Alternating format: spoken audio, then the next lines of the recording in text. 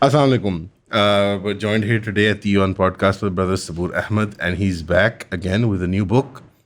And the book is called Dawkins Deselected, The Extinction of New Atheism. Brother Subboor might not be aware of it, but New Atheism refuses to die in Pakistan, but that's another discussion altogether. Or we can say it's dead. It doesn't have the dignity to lie down. It doesn't have the dignity to lie down. But why did you choose that particular name for the book, and run us through the book and how this works, and why do you think it's important and relevant in this day and age right now? Sure. Bismillah ar-Rahman ar-Rahim. You know, the first thing to keep in mind is that Dawkins is such a central figure in the 21st century, right? We don't actually think about, we just think of him as a biologist who is a militant atheist and he's just there to propagate his ideas. What we don't recognize him as is what he is for millions of people, which is a cultural icon. He is somebody who's seen as a leader of a modern Western movement. He's seen as someone that was involved at a pivotal time. Because remember, 9/11 is what galvanized New Atheism. 9/11 is what galvanized Sam Harris, Daniel Dennett, and Lawrence Krauss, and all these people to say religion is poison, religion is evil, religion attacks. And the idea behind the God Delusion, the 2006 book, it was not just a full frontal attack on religion per se, it was an attack on Islam in particular.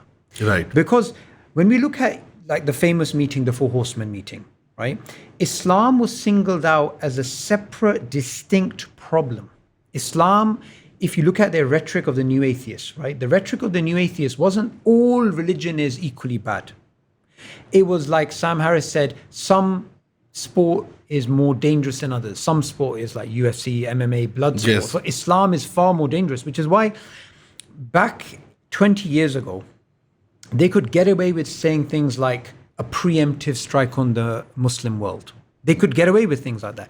They could get away with dehumanization of the Muslims. They could get away with piggybacking off the back of the war on terror. Now, a lot of people don't recognize this, but prominent voices in New Atheism like Christopher Hitchens, they actually anchored the New Atheism narrative to the war on terror. Yes, and this is what I cover in this book. Because Christopher Hitchens said, the ones fighting for secularism is us and the American army in Afghanistan and Iraq. Yes. And a lot of people don't recognize that. No. So what I want to do through this book is, through my interaction with people who were proponents and opponents of New Atheism, what I've done is I've summarized this movement from a sociological perspective, a cultural perspective, a philosophical perspective, a theological perspective, so that people can see the nuts and bolts and where it all fell apart. Because some of the most important voices that you'll get in this book, like Professor Michael Roos, Professor Alistair McGrath, and others, what you'll see is that it was predicted this was going to fail. This movement was going to fail. Alistair McGrath in particular, who wrote the Dawkins Delusion in response to this, right? I interviewed him some months back, and one of the things that he highlighted is back in its heyday of New Atheism, that this is going to die. It's just going to die as a movement. So what I do is I don't just look at it as, okay, their arguments are weak, their positions are incoherent. I'm also looking at it from the perspective, why did it fail? What were the main reasons it was bound to fail? And right near the end of the book, I actually cover a very spiritual element because, look, as Muslims, we've had to deal with the pagan Arabs. We had to deal with the Romans. We had to deal with the Persians. We had to deal with the Mongols. We had to deal with the Crusaders, with the colonizers. And in the 21st century, we had to deal with New Atheism. And every single time Islam has faced an opponent, it's only managed to adapt and develop responses so that it can come out stronger. And it's the same message I'm giving to Muslims at the end of this book, that look, we're facing difficulties, but as Muslims, we have this view that, you know, our religion is superior. Islam has come to prevail, not to be prevailed over. Yes. So, you know, a lot of the messages that are sent through even sometimes Muslim quarters, they're messages of a lack of hope, a lack of optimism, a lack of drive for life. You know, we spoke earlier about this sort of nihilism, right? But Islam is something that gives you life, and Muslims are there to always be victorious. Inshallah. Despite any problems. Despite the odds. Despite the odds. And one of the other things I wanted to cover with you is how this narrative in this book is linked to the Gaza genocide. Because there is a direct link between, and I want to be very clear about this because I think the Muslims are getting it wrong. They keep saying the Zionist attack, the Zionist attack. No, this is an American, this is a European-led Zionist genocide. This genocide would be impossible without It's the same imperial colonial thrust that we've had for 200-300 years. 100%. And it's not unfunny to me that, or unironic that they've pulled out the classics. Sam Harris is back on the scene, talking about mindfulness and meditation on the one hand, and on the other hand, he needs to help people learn breathing exercises while they bomb. There was a really funny bit that an American comedian did. Yeah, Jim Dillon. And they've rolled him out again. Sam Harris, who was pretty much done in terms of any sort of public reputation, they rolled him out, and he's justifying another slaughter campaign. He is, and I'll tell you something interesting. He's actually working on the dehumanization of the most weakest of society. I've actually seen him implicitly, because he can't do it explicitly, implicitly dehumanizing the children of Gaza. Yes. Literally the children. You think to yourself, do you understand what you're doing here? Yes, he does. Just a few months ago, I was in Rwanda at the Genocide Memorial, and there they have covered the Holocaust, they covered Bosnia, they covered Cambodia, they covered these things. And one of the key people that they highlight as the culprits of the genocide is not the people with the machetes, it's actually the broadcasters. Yes. So the same thing with the Nazis. It's the Goebbels, it's the Himmlers, it's the people who are propagating a narrative of dehumanization. And somebody put this up on Twitter, and I thought it was quite insightful. They actually listed the types of names that the Zionist media has been putting out. And the dehumanization is so clear. Cockroaches and Amaleks and this and There's this. There's a full list of the words that Israeli narratives have used, and it's all kinds of animals and a parasite and fungus and bacteria, a religious terminology like Amalek, human animals. This stuff, this business with religion was a dog whistle. There's only one religion that anyone ever had a problem with. It was Islam, and you can take this one of two ways. One is that, like you mentioned, there is a attitude of defeatism and we need to reform ourselves. Everybody hates us because there must be something wrong with us. Or that there is a collective, everyone else has been bulldozed, and there is a collective international economic and social order, and we simply won't budge. Yeah. Islam is the only one who doesn't budge. I talk to this about with my white friends if I ever run into them, and they have very funny ideas about nationalism. I was mentioning earlier as well. I said, you guys have done nothing in the 200 past years. You've enjoyed the fruits of industrialization, of the economic exploitative system that sucks off resources from the third world and brings them to you. You've enjoyed, blue jeans, whatever, fast consumer culture, and you didn't have the time or the decency to stop and think about the fact that there is somebody out there fighting a physical battle on your behalf. Yani Iraq, Afghanistan, and now Palestine. It's not. I don't think they're just fighting for themselves, even if they're not cognizant of that fact. They're fighting for something much, much, much bigger. And America receiving a defeat in Afghanistan was not just a victory for the Afghan people or the Muslims of Afghanistan or Muslims in general. It was a global victory. China couldn't have that kind of industrial rise as it would today if we didn't break America's hegemony's back in Afghanistan, and so on and so forth. Well, I remember, I think it was General Hamid Gul who was presented a part of the Berlin Wall. Yes, he was.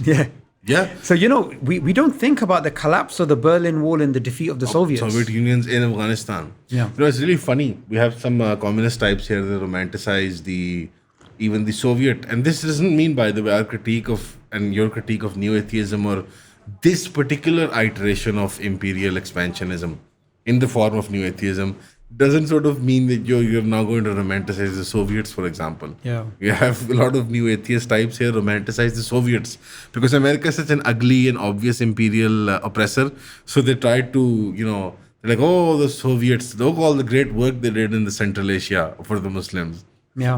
Like they slaughtered and raped us and took our resources and our languages. I actually cover that in the book. I actually cover that. SubhanAllah. And what's interesting about this is there was a study done at King's College London on New Atheism and the War on Terror. Gee.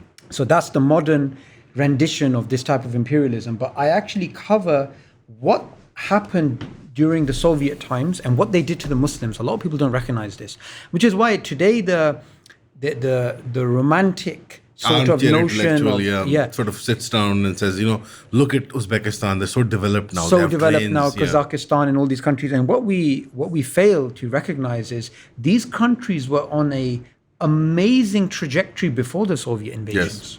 Yes. And the Soviets, if they were so good, why were the queues to the Western outlets like McDonald's so big after the collapse of the Soviet Union? I mean, if you look at these, even though they're Zionist outlets, why were these companies almost like, flourishing? Godsends. Godsends, yeah. And then what's interesting, all the people that you meet that come from these Soviet countries, why do they hate communism? Why do they have this and not only that, why is there resurgence of so much religiosity? It's one of the things I cover in the book. To the point where the governments have to crack down on it in all of Central Asia, very brutally so. They still are. And I recall a conversation I had with this Ukrainian girl. She grew up with the same education system, which was the leftovers of the communist era. So, you got your Darwinism, you got your materialism, you got your liberalism, you got your humanism, you got your scientism and all of this. And she was an atheist. And then when she broke out of that, she started believing in God again. Subhanallah. So what does it show you? It shows you, and this is one of the things I cover in the book, the fitrah. You can crush the human spirit as much as you want. It will regrow through concrete. It'll regrow because Islam is now back in Central Asia. Islam is now back all over these places. With a bang, by the way. With a bang. I traveled to Mongolia, and in Mongolia, they executed imams. A lot of people don't know, but they were back in the day, right? The Soviet times. And Islam is back. Islam is flourishing. And the Mongols themselves are turning towards religion. The same with the Russians, the same with the Ukrainians. So no matter... This Crimea, all of this belt was ours. 100%. All of this belt is ours. Our architecture, you can see. Yeah. Even the Kremlin, it's Tartar style architecture. Yeah. It looks like a mosque, basically. Sevastopol, which is one of the oldest cities, it has so much Muslim history. Yes. And now if we look at everyone's celebrating all these Muslim fighters coming out of these areas, they were brutalized under the communists. They were sent to Siberia. Dagestan, Chechnya, all of these people. Yeah, Dagestan, Chechnya, Tatarstan, Ingushetia. If you look at all the Volga River people, everyone along this territory, everybody was...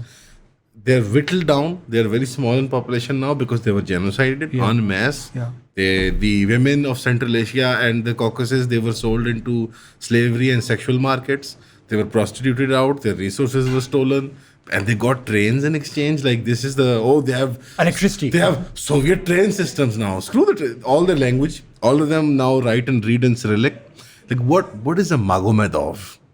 What the hell is a Sharipov? This is an offense. Even the British didn't do this to us in India.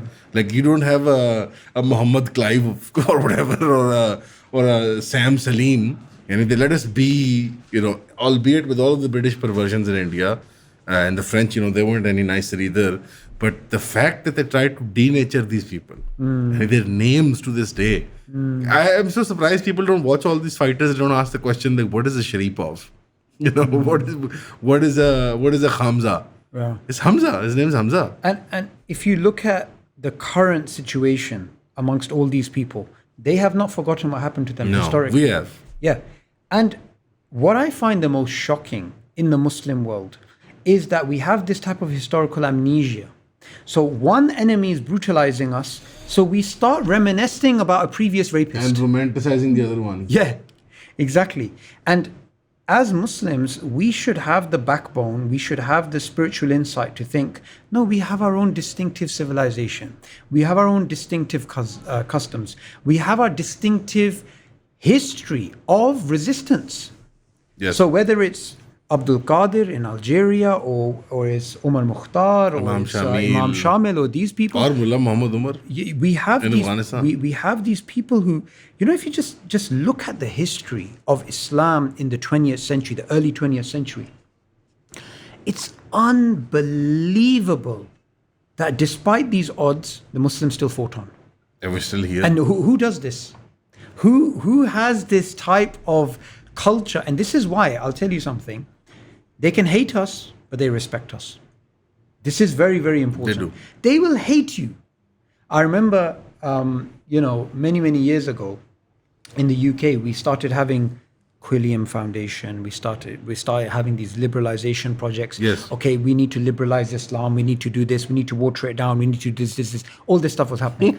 Okay, all this stuff was happening, and Muslims were on one side being dehumanized and being discriminated against. On the other side, we were given the door of liberalism. Okay, you're either going to get this if you're conservative, or you're either going to have to liberalize. And what did I find myself? I found Muslims became more conservative. They did.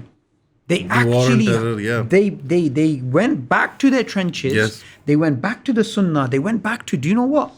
We're not going to accept this. And all those people now, right? Where are they? They're just leftovers. Even their masters have left them. Where is the Imam of peace? I want to get a piece of that Imam. There's so many frauds that they launched at that time. Shia, Sunni, all kinds of characters. One for every demographic. by the One way. for every demographic. Every demographic of the Muslim spectrum had their own sellout. Everyone had one. Everyone had one. A younger one, an older one, a girl version, a boy version. All skin colors, all ethnicities. They had Uncle Toms and sellouts, and many of them they're still patronizing them, waiting for some kind of cultural resurgence. But I suspect that after the 7th of October, because the war on terror has started anew, and that makes your book very relevant because it is the war on terror again. So just about this, I want you to say something very important, right? One of the things that I do, and this is because anybody with a philosophy background has a habit of looking at the structure of an argument and changing variables. That's a very standard way of thinking. Yeah. Because what you're looking for is a contradiction, and the contradiction is a gold standard to refute someone. So one of the things that is very clear from the very start of the New Atheist movement, their argument was religion is evil because religion causes moral decay, moral outrage, and all these types of things. So from that perspective, the golden bullet for the New Atheists is alive right now. What they can say is religion is evil. Why? Because the people of Gaza, the children of Gaza, are being butchered because there is a group of people who believe in a biblical story, which is their own rendition of the history, in which they can dehumanize and genocide another nation. Now, check this out. I want you to just stick with me with this trail of thought. William Lane Craig turned up in my home city of Oxford to debate Richard Dawkins. Richard Dawkins refused to debate him, and they had a discussion. They were supposed to have a discussion in Oxford. So he did the debate without him, and other people were there to represent Dawkins or the atheistic. From his madrasa. Daniel came and others. Right. Now check this out. What was the reason that Richard Dawkins says he refuses to debate William Lane Craig? What is it? It was because William Lane Craig had a position on one of the genocides that's described in the Old Testament, and Dawkins thought this was an abhorrent position to hold, so he did not want to share platform with somebody that actually holds those moral positions, and that was it. He thought it was religiously justified, the massacre of the people of Canaanites or the Canaanites in the historical Palestine. Yes, There's a very horrible genocide, massacre in the Bible. Yeah. Okay, the same Dawkins now In the same location. is now seeing a genocide happen, and Netanyahu For the same religious motivation. for the by same way. and they're saying these people are Amalekites, these people are human animals, these people are XYZ. They're saying the same thing. So now what Dawkins And these people, by the way, are the literal descendant of the Canaanites also, by the way. Literal genetic. genetically, right? Yeah. That's very interesting point. And William Dalrymple, he's very big on the genetic thing and what's happening with these people. Now, what's basically going on is this. What's happening is, if Dawkins and Sam Harris and Daniel and all these people were actually honest, they would say, Look, religion is evil. bad. Look. Religion is evil. Yeah. Look at these people. Look at what it says in the Talmud. Look at this Zionist extremism genociding an innocent people, yet they're silent. In fact, I was really shocked at this. Scroll through, for example, Twitter, and Richard Dawkins only lives on Twitter now because he's old, he's just at home, he's tweeting all the time. His Twitter has nothing about the Gaza genocide.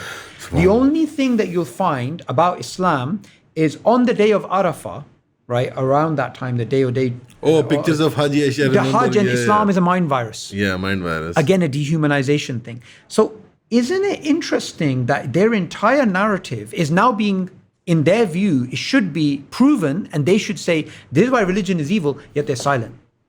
And while Dawkins is silent, Sam Harris is actively supporting the genocide, Yes.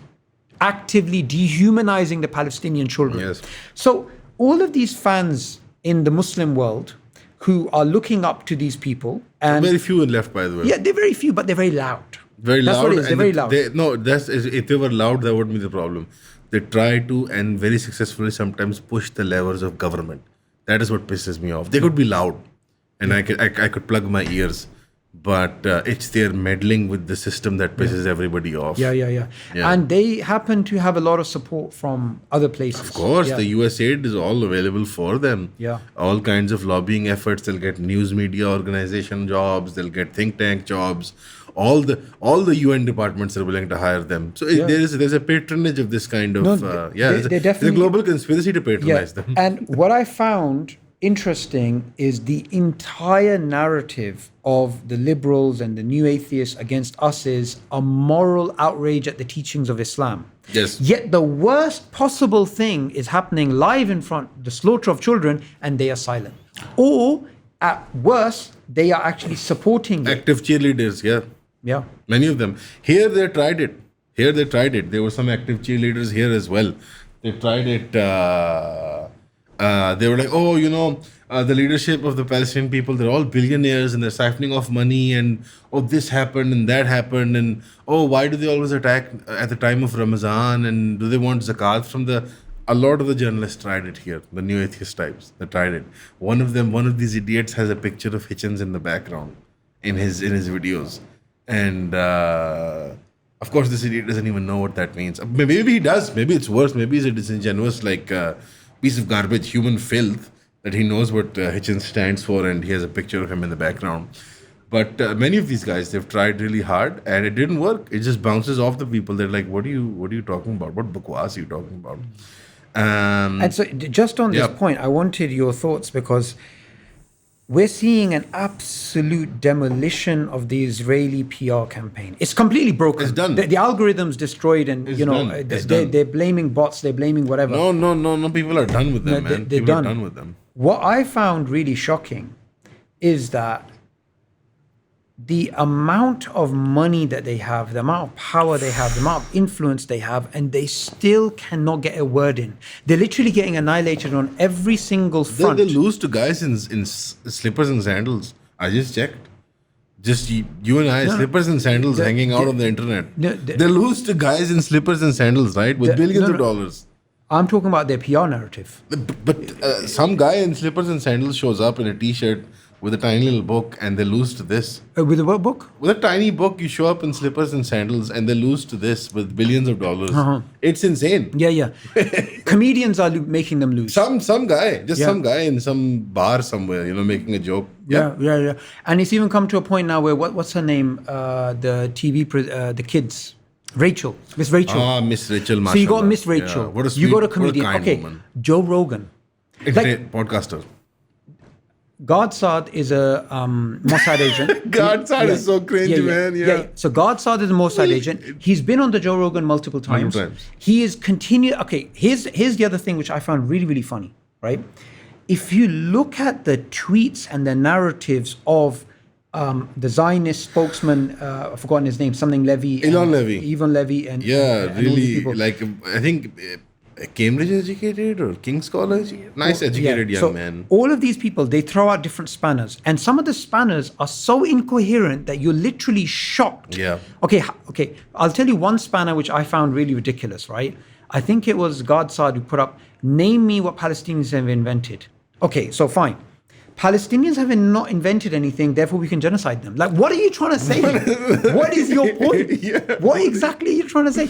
And you look at other stuff, what they're saying, and you can literally see they run out of ideas, so they just throw this. Now, some of their guys, I've forgotten the name, he's an IDF guy, he's got this genocide-proof face. Starts with C. I've forgotten his name. So this guy, he turned up on the Piers Morgan show, and then what's that Egyptian guy, the comedian guy? Bassam. Bassam Yusuf, Yeah, yes. absolutely destroyed him. And then when I was watching it, I was thinking, what exactly are the Israelis trying to achieve? They want to be the bad guy. I think they want to be the bad guy. I think they're not. I used to think it was hubris a year ago, that it's hubris and the self-correction mechanism is not working. It's a very corrupt society, top to bottom. No, I think they're coming out. This is their coming out party. I don't think it's hubris anymore. It is a kind of hubris, but it's not a hubris where they're not self-aware and they don't know. They want people to believe that they're genociding. They want people to believe. This is what I think now. Of course, it's completely unsubstantiated, and this is my own personal feelings. But now I have a reason to believe that they want people to accept that they want to completely dismantle the liberal world order. All the facade of the rules, they don't care about it anymore. They want to come out, they want to grab onto as much naked force and power as they can, whether that be banking, the corporate world, in the media, wherever they can grab power, at the levels of power. They are not concerned with soft power anymore. But soft power was, once in a while you get a weird action movie in Israel. Like, you're like, and there's like some tiny girl who's like 50 pounds. She's like, hiya, she does some Krav Maga and some Arab man dies from a karate chop or something. I was like, we'd always think, what is this movie? I think they've given up on all that shit. They're not going to make any of the Borat, any racist movies to dehumanize Muslims and Zohan. to humanize the Jews and the Israelis. They're not doing any of that anymore. They're coming out with naked force, and that is the goal. The self-correction is over doubling down. They're doubling down. So just on that point, there's something really sinister happening right now, right? Their entire narrative was, we have created the state to protect the Jews. That's always been their That's thing, always been okay? the argument, yeah. However, now, and I was talking to some Now it's to protect the Druze. yeah. So now it's come to a point where you will find the most vicious and vile attacks on the very people that they are supposed to be representing. So when you get your Finkelsteins, or you get your Dave Smiths, or you get your others, Any Jews who are anti-genocide, or even critical of Israel. even though I disagree with some of them when they talk about a two-state solution. No, not two-state. Yeah. So what we find is that on every front, their narrative is lost. Now, I heard an analysis, and I want you to tell me whether you think this is correct. Someone said something. They've said, this generation is done. They have to, Yeah. So basically, they're going to lose support from the Americans. They're going to lose support from the Europeans. They're going to lose support everywhere. So they know they only have this small window of support while old men are in power to do whatever they can. So now they have to make the Greater Israel Project. Right now is the time. Right is the time. Yeah, that's what I They have actually. a very susceptible and weak Gulf. They have a weak Syria. They have a weak Lebanon. So the region is softened up for the blow. The Gulf is capitulating for trade and other political, for their own, for the sake of their own regimes.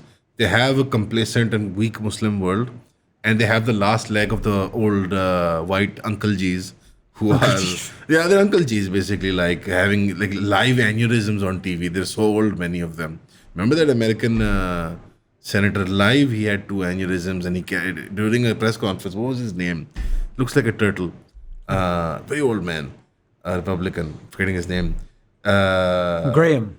Was it Graham? Lindsey Graham. No, Lindsay's the gay one. No, I'm talking about the older one. Oh, right. Lindsay's not gay. Okay. Yeah, Lindsay's not gay. So these guys, they're doubling down.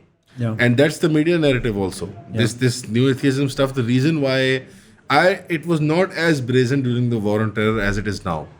You might have noticed that as well while researching. That is a good point. Yeah. Because then they had to sort of, they're really nice Muslims, and they had to meet the local imam and the iftari in the White House or whatever. Before they blow up another mosque. None of that shit. They're doing none of that shit anymore. It's like direct.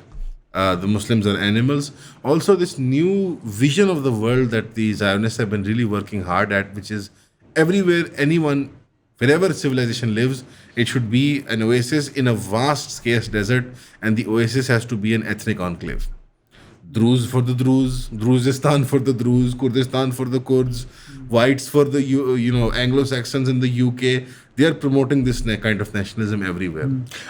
I think as a controlled mechanism to otherize everyone else, so humans do not cooperate and coordinate with each other, and recognize the common enemy that is Zionism, which is a totalizing ideology. It's the last colonial ideology. I mean, you don't see even France. You don't see them running around. Saying that Algeria is a French colony or Burkina Faso is a French colony. They have to sort of veil it now. There's one comment of Macron, which maybe his wife slapped some sense into him. He said the West is basically losing credibility. And I was thinking about just this. now, because I was thinking about just this. now. So, what the French did in Rwanda, right? They trained the militiamen. There's actually, when I was in the Genocide Museum, I actually saw photographs. And one of the photographs, you could actually see a French military personnel training the militias and the weapons. And some of the people who committed the genocide, they actually ran away to France. So we know the history of the Europeans. We know what the Europeans did in terms of all this. And now they're coming to a point where he's saying the West is losing credibility. And it's like, I was thinking, why? It's because the past, like you said, it was hidden. They were trying their best to try and hide it. It was pre-internet, it was pre-television, it was ICT technology. So it was still a part of generic book history, Now everything is live, we can see it directly. There's no hiding it anymore. There's no hiding. Iraq, you and I might have been more passionate about it and going on to Live Leak and watching, the head cam footage from American soldiers or whatever. No, I didn't do any of that. I was a real nutcase. But this war, TikTok, Instagram, children can see it. You're just scrolling through cartoons, So it's not... Actually, you made a very interesting point there, because during the Iraq war, it was very far. So if anybody wanted to see live, like I remember on YouTube, there used to be like the Battle of Fallujah, some documentary, still quite... Classics. Yeah, still quite... produced. There was a veil of production. Your one MP who was in the army as well, he did the Afghanistan Great Game. Younger chap, skinnier chap. He recently interviewed Ahmed al-Shara. I remember he's an ex-SAS soldier, and he also went to Afghanistan. Okay. Afterwards. Oh, Ross Kemp. Okay. Who's definitely a bit sus, by the way. Yeah. Well, they're all sus. So, but he did a documentary in Afghanistan called Afghanistan: The Great Game, and he covered it from the Tsar's time to the American occupation. Okay. And that there was always a veil of BBC style production. That there's edits and interviews being cut at the right time and all of this. You are getting unfiltered, unadulterated access now. Never before. And you know what's the most shocking about this? The most shocking about this is the amount of control that the Zionists have of the algorithm and the amount of people that they have. All of this is through. Yeah, it's going through. So imagine if the filters were not there. Toba. Just imagine that. Now, I'll tell you something that I found very difficult myself. Sometimes I'm just scrolling, I'm trying to get the Palestinian journalists and retweeting them. And I've been attacking the Western journalists a lot because of their lack of... complicity, right? However, it just comes a point where you can't go on your normal day. You feel unwell. Because you're about to eat food, you're about to do this, you're about to do that. And then just... The imagery in your head, and you're thinking, okay, now I understand why the world is in this volcanic eruption. Like, one of the things I've noticed is during the Iraq War, we all went out. One of the biggest protests in the history of the UK, 2003. Yes. I remember I was there, I think it was around March time. But the Palestinian protests now are larger. Huge. They're bigger. And it's uniting people in a way that's unprecedented. And we've turned up at these protests, right? We've given out Qur'ans and we've done stuff. People are accepting Islam. Yes. This genocide has actually... It's a global psychic event. I'll tell you what's happening. People are thinking, this thing we used to hear when we used to give da'wah in Speaker's Corner and other places. My grandmother died, or I lost my job, there is no God. Right? This problem of evil, right? Now you have the European and the American people who are distant from religion, watching a people being brutalized and destroyed. And in their interviews on Sky and BBC, they still say, Alhamdulillah, Allahu Akbar, I believe in God. And they're like, they believe in God? Have the people of Gaza basically solved the problem of evil? They might have, just with their courage and their character, at least subjectively for human experience, as a visual. Their dignity is maintained. Some journalist, very nice journalist from South African, like a Gujarati South African gentleman, I interviewed him. He said, I have never seen people so dignified. He said, I saw post-apartheid, aunties and uncles going out to vote, and they were dignified. But this is, this is on another level. These people are, Khalid Nabhan, the Shaheed from Jamaat Tabligh, the grandfather with his granddaughters and the love that he had. Just, The soul of my soul. that is a dignity you cannot manufacture. You cannot you can't buy it. You can't train it into people. It just is, and it's something that is, I think, immaterial, abstract, metaphysical, religious, of religious nature, of religious quality. And I think the mass psychic event that people are experiencing, it is driving them deeper into Catholicism, Orthodoxy, and in many cases, Alhamdulillah, Islam. For those people who are driving into those traditions, And they're just reverting back to their own. Yeah. But for most people, it's like, what is this tradition, Islam, and how are these people, Yeah. And I'll tell you something dignified very like this? interesting. This is something which I heard someone say, and it really hit me. They said Islam works. As in, it does what it says on the tin. It transforms you. It transforms you. Okay, so you get somebody who accepts a particular ideology. They still watch porn. They still have broken families. They still drink. They still do this. They break a nail and they start disbelieving in God. Subhanallah. And you get the Muslim people who are being butchered, mosques destroyed, people praying, people fasting even though they're under siege. And you know what I find the most shocking? The most shocking I find is this. Allah has allowed all of humanity to see the true Iman of the people of Sham. Because remember something, Ahl Sham. Palestine is Sham. And they are Abdal. This is where the resurrection will be. You know the hadith of the Abdal, yes? Abdal. That the people of the Sham, there is a hadith about that there live the Abdal. Yani Abdal is a superlative of Abd, Ibad. And they are deep slaves of Allah. And Allah provides rizq for the entire planet because of them. I haven't heard that. Yeah, you should look at the riwayat.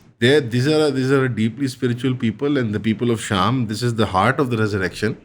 And we should tell our Christian brothers and sisters, this is, where you believe Jesus of Mary will come, Son of But Mary will I'll come. tell you something interesting, that in Speaker's Corner, we deal with, Christian missionaries and these types of people. And I always try and keep an amicable conversation. Yeah, not obviously, to, yeah. They feel for the people of Palestine.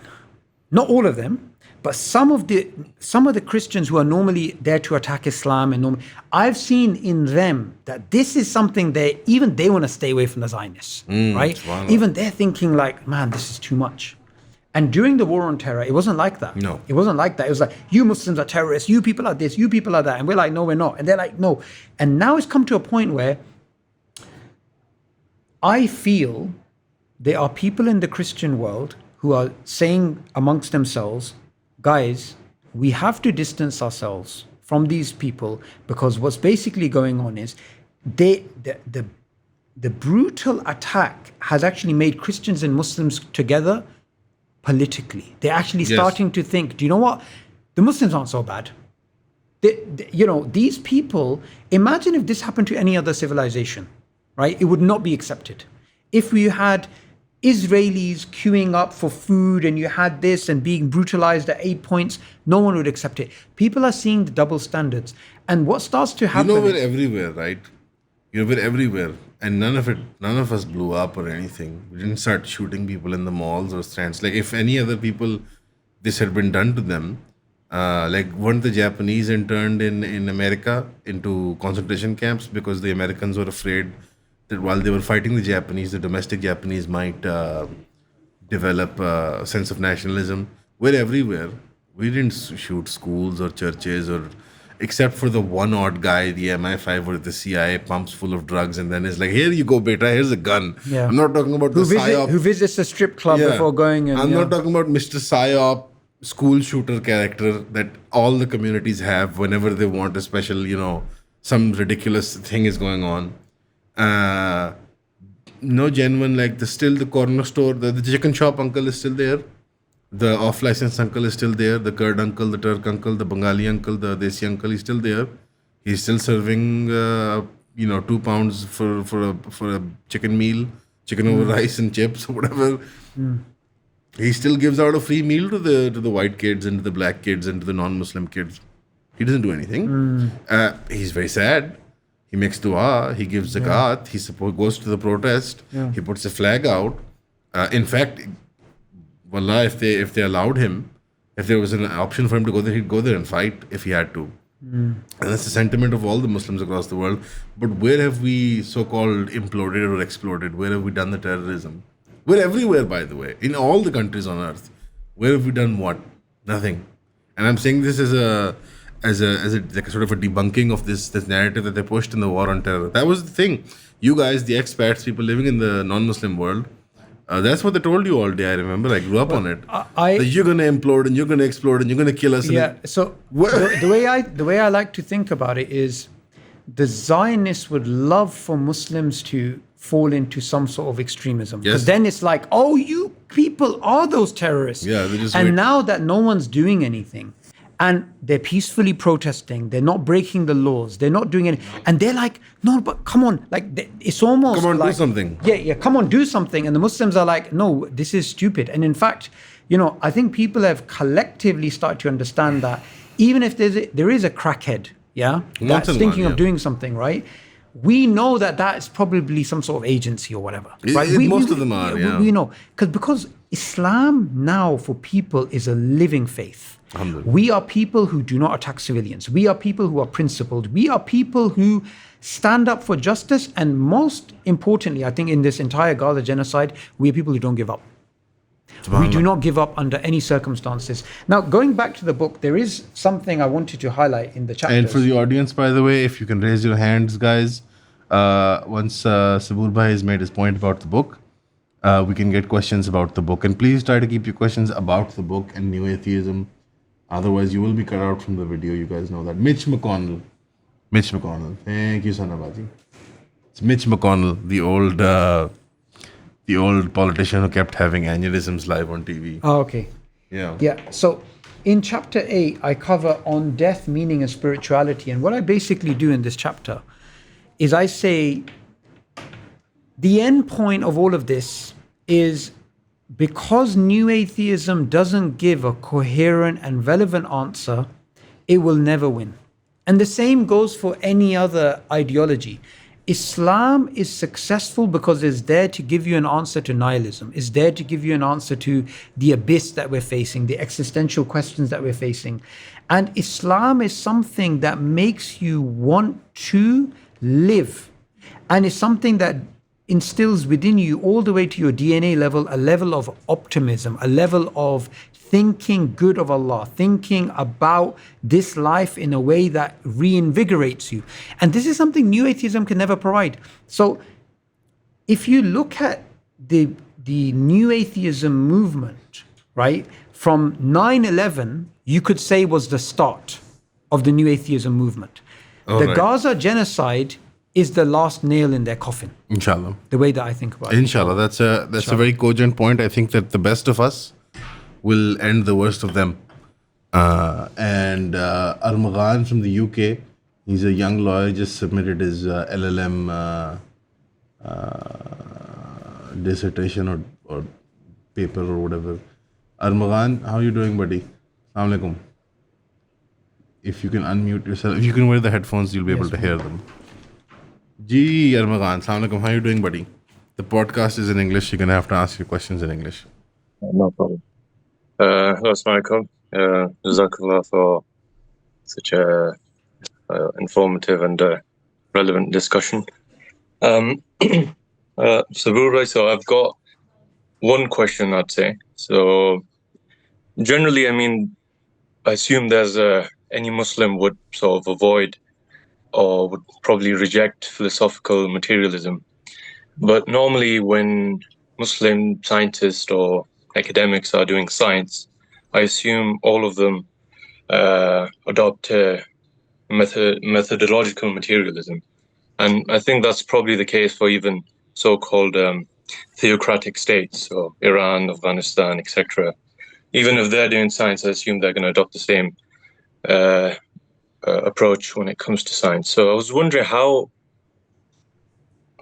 do we actually deal with biology or science from our own tradition? And just a follow-up question on that is, for an average person like me, so for example, my background is in law, so biology or the so-called hard sciences, they seem a bit daunting. I mean, I wouldn't actually go to it.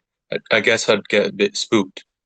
But the problem is that the Quran, it talks about the creation of Adam alayhi salam, the human body, the biology of the animals, all of that kind of stuff. So how can an average guy like me not get spooked of science, because it is part of my iman? So it's basically two questions. One's from the institutional part, and then the second is for the individual. Right. That's a very good question, mashallah. Yeah. Thank you, Magan. Jazakallah khair for that. So the answer to the first question is, we have to make a distinction between the physics and the metaphysics here. So when we allow within our framework cause and effect and explaining everything that we can from a material point of view, we are not accepting philosophical materialism. We are simply saying this is the natural way that the world works, because our belief system allows us to accept that Allah has created laws of nature, and these laws of nature can be mathematically described, and what we can do is we can get down to the DNA level and we can actually build up a causal picture of how life works. So I don't think there's any problem in working within the field of physics, biology, chemistry, or whatever, but what we cannot do is accept the assumptions of materialism which are embedded within the scientific literature as if it is science, but it's not science. I'll give you an example.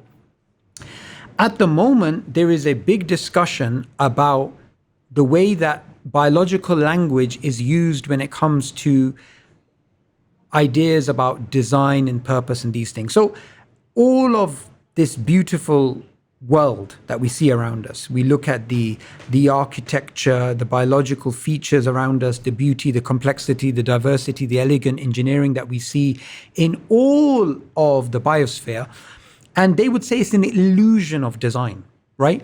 The problem is the word illusion of design turns up in the scientific literature, but it's actually a philosophical position. And I've actually interviewed the academics who are part of the different camps within evolutionary theory. So I've interviewed the Darwinists, I've interviewed the third wave evolutionists, the theistic evolutionists, and the intelligent design proponents. All four of them, they believe in the common denominator of the appearance of design, but anything above that, it's an illusion or it's real, is a value judgment. It's actually a value judgment which is colored by your philosophical scaffolding, right? Which allows you to see vantage points which are not accessible to the other viewpoints. So what you have to do is you have to make a distinction and say, no, this is science and this is a philosophical position which is smuggled as if it's science. And once that is clear, then I don't think there's a problem. In regards to your second question, was about you find it daunting to maybe get into the scientific literature or studying things at a deeper level. I think if you understand the philosophy of science, if you even understand the metaphysical assumptions which are smuggled within the science, then it's not a problem. So I'll give you a live example because I like to give concrete examples when I'm speaking about this. Say you want to study neuroscience. In neuroscience, there is the idea that the mind is the brain at work. The mind can be completely broken down reductively to the neurochemical activities of the brain which can be studied. But that's a physicalist assumption. That's a total non-scientific, non-empirical, impossible way of describing the situation scientifically because you don't have the scientific apparatus to even come up with that idea. So that's an assumption. Now what they do is they smuggle that in as if that's a scientific conclusion or that's something that's not negotiable. So what you have to do is you have to actually go into the people, go into the research of the people who are speaking about the fact that we have to delineate these things. And For example, one of the people I interviewed recently is Thomas Lawrence Kuhn. And he's interviewed, all these people from these different camps about consciousness because that's his favorite area. And he's written, I think, a paper which is over 125,000 words. It's one of the biggest scientific papers. And I tried to interview him in about an hour for a paper that long. And one of the things that comes up again and again and again and again is materialism is not something which is proven using the science. It's an assumption governing the scientific project. So once you know these things are there, I don't think it affects your faith. However, I would add a caveat to this, which is there are Muslims who are simple-minded, who are weak-minded, and they're very susceptible to what I've called the Gora complex. Well, actually, no, others have called it the Gora complex. I've latched onto that term. If you find somebody whose immune system theologically is that low that they can get infected, then they probably shouldn't be studying those sciences. I would say that. So if there's somebody who's theologically robust and they have a backbone and they're not, going to have the coconut complex or what used to be called and brown they're not science. so ideologically colonized and intellectually molested and all of that.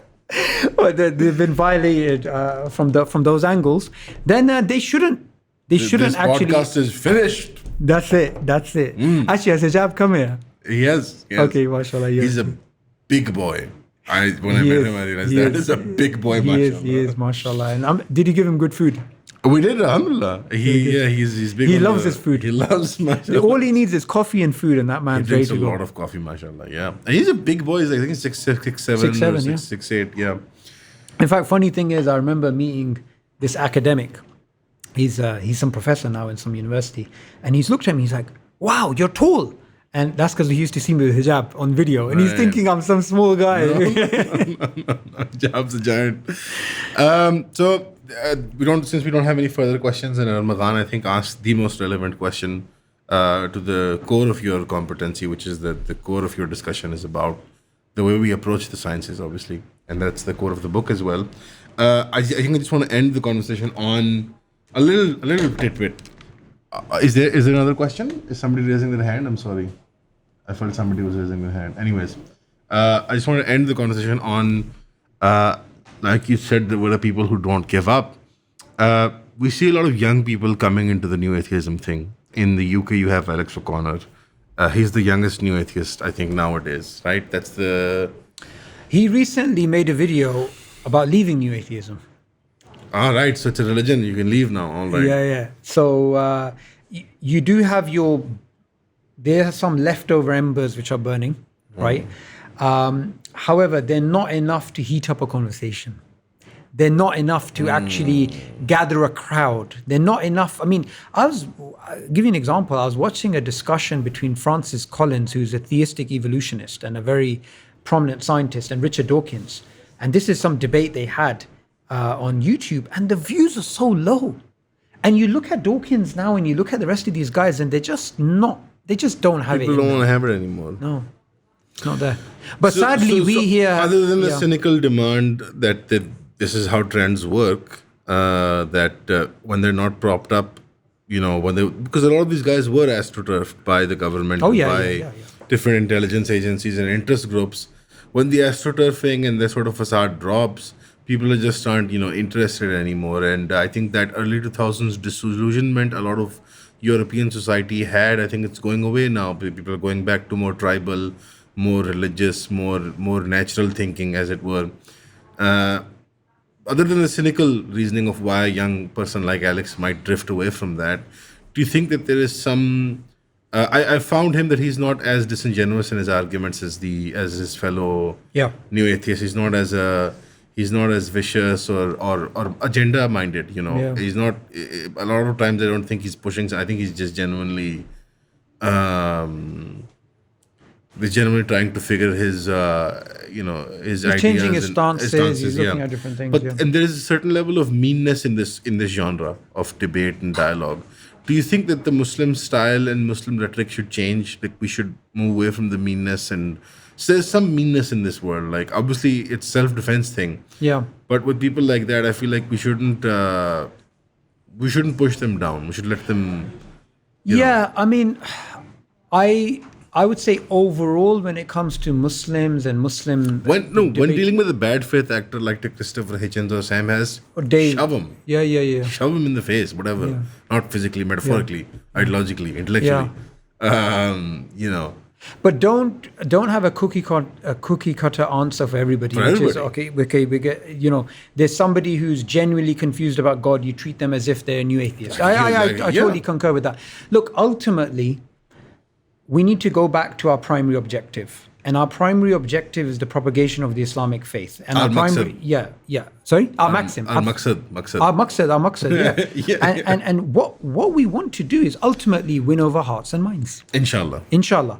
And to do that, you actually need different people working at different levels. I'm of the view the vast majority of the dawah has to be the soft, kind, and this. The debating type of stuff that's just a way of tearing down particular narratives. And particular individuals who are pushing those narratives. Yeah. Overall, look, at the end of the day, if Musa alayhi salam is sent to Fir'aun and he is supposed to be lenient and soft with a man who says he's God. A man who's slaughtering the children of the Bani Israel. Yeah. In fact, it could be even a ploy of the enemies of Islam to make the Muslims aggressive in every domain. So people are put off by Islam. It's very easy to paint brown people as aggressive. We speak with our hands, very loud. Animated. The spices give us an extra. Yeah, an extra kick. I think it's time for more, I think a softer approach. And I think that our case for Gaza is supposed to be fought at all levels. I get like the tear downs and the takedowns of like maybe a Rabbi Shmuli or some nutcase Zionist like that. But on the other hand, I think young people who are softening, their hearts are softening, because at the end of the day, it is you have to approach this a bit cynically in terms of the politics of. And do you know what? Sometimes when you say something that they don't expect, and then you home into that, right? It can change someone's paradigm. Yeah. I remember there was somebody who was talking to me about the Israeli civilians and the children, right? And I said, yeah, I condemn that. You can't kill children, you can't kill this. Yeah. And the person was like, and I was like, yeah, but do you condemn the other side? And so the thing is, when it comes to the Muslim stances, because of the amount of attacks that we get, we sometimes forget that actually they've been brainwashed too. They think we are pro killing civilians. They think we're pro this, we're pro that. And when we say to them, actually, no, we're not, and we don't do it in an aggressive way, it actually disarms them. And in fact, one of the things that I'll tell you something that really shook me. Many, many years ago in Speaker's Corner, I was giving a talk, and there's this woman who was like very, she had this sort of hatred of Muslims. And I remember I got off the ladder. I was trying to give the Islamic nuanced perspective. Speaker's Corner, things can get very animated and stuff. I remember when I got off the ladder, she was talking to me, but she was so angry. And then I actually found out why. She said, my cousin died on 9/11. Oh, poor girl. And what am I going to do? I'm not in a debating mode. It's a sympathy mode. It's a mode of, You should have talked to her about Tower 7. The thing? You should talk to her about Tower 7. What's Tower 7? Tower 7. Tower 7. I'll tell you something. Point her in Israel's direction. I'll tell you something interesting. Because we didn't do that shit. When it comes down to emotional intelligence, right? It's about time and space. So I didn't bring up, Tower 7 or anything like that. I'm messing with you, man. Yeah, but I'll tell you something. I'm not such a monster. I would be sympathetic. Yeah. So what we have to do is we have to understand they've been brainwashed against us. So what we have to do is we have to slow the conversation down and bring in the human element. Inshallah. And you will see an enemy of Islam can turn back and be like, okay, so you're against all of this. Yes, we are against all of this. The Quran prohibits us from this. And then when you give them the Quran, and I'll tell you something, a lot of Muslims don't do this. The power of simply handing over the Quran to someone and saying to someone, okay, read for yourself. If it's not like we're trying to hide it. No. It's not like we're some secret group and cult. We're openly giving it. We're not trying to hide it. You can read the Quran. We're not a secret group. We're not a cabal. And the amount of respect that the Quran gives to Jesus. We're 2 billion. We're out in the open with all of our good, bad, ugly, whatever. You can see for yourself. I think you're right. Dawah needs a more human touch now. The debate era, the war on terror era, it's transforming. Like with the Palestinians, while they try to dehumanize them, we have to rehumanize them, remind them of names, stories, individuals, and that goes across the board. Like the more human you act, which we are in our private spheres, I think we were also on a very defensive mode all the time because, look at what they did to us for the last 30, 40 years. Well, thank you. But they. They. We don't want to fall into that language. No. Because what's so powerful about Islam is Islam will give you a nuance. I remember sometimes, when you're talking to non-Muslims and they don't know about some of these things, when you give them from the Quran that if there's somebody on the battlefield and then they don't want to fight you and then you escort them to a place of safety and then they can hear the Quran and their mind is blown because they've just been, we're just these Neanderthals that are coming down from these brown people invading Europe and this and that. And when these things start to happen, what the Ottomans did for Ireland during the famine and all this other stuff, and then they start seeing us as human. Because look, let's be honest here. The dehumanization is so deep that it takes a long time for people to start to realize they've been brainwashed. No one wants to know. No one wants to accept they've been hoodwinked. No one wants to accept that they've been manipulated. They've been had. Nobody wants to accept that. Subboor bhai, thank you so much for your time. And inshallah, where can people get the book? They can actually get this on the Sapiens Institute website. Right, bismillah. Go to the Sapiens Institute. And if you're not looking for, by the way, Ramadan's question as well, there's a lot of courses that train young people on how to tackle these issues of modern science and philosophy. If I'm not wrong, they're for amateurs as well, like me and Ramadan. So you can get the book there as well, inshallah, and you can get all kinds of training courses for help with not just dawah, but with yourself if you want to learn something about your own tradition or about the lens with which you can view the world. Subboor bhai, thank you so much. And I do just want to make it very clear, I'm wearing the shirt which represents the Palestinian people, and we believe ultimately in all of Palestine being free, categorically. We're not into this. No. The two-state BS, even though the Pakistani government has started to say this nowadays, they have no ideas. Uncle G's have no ideas what they're saying. It's fine. I would go as far as saying that even in Europe, there are people who are like, what is this? No, nobody believes in two-state. Nobody earnestly believes in it. It's lip service at this point.